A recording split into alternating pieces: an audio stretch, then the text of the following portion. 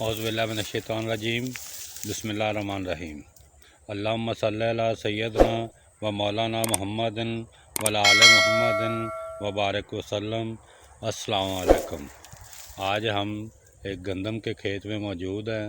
ये प्लाट तकरीबन 35-40 एकड़ पे है और ये बिल्कुल पक चुकी है और थोड़ी देर के बाद हार्वेस्टर आने वाली है और इसकी कटाई हम शुरू कर देंगे। ये है वो गंदम का खेत, माशाल्लाह बड़ा ही ज़बरदस्त पिट्ठा इसका और मोटा दाना है।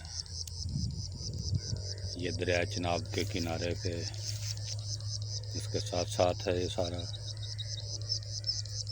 इसको दरिया का पानी नहीं लगता बल्कि बारानी पानी, बारिश हो जाए या यहाँ पे लोगों ने ज़्यादा पीटर लगाए हुए हैं, पीटर ज़्यादा इस्तेमाल करते हैं। गंदम को तकरीबन 3 पानी लगते हैं।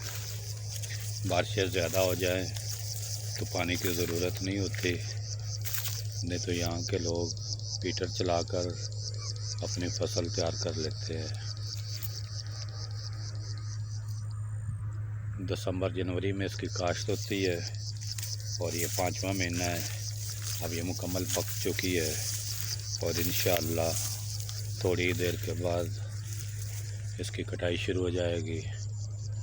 मैं आपको वो सारा दिखाऊंगा हार्वेस्टर के ज़रिए कैसे इसकी कटाई करते हैं।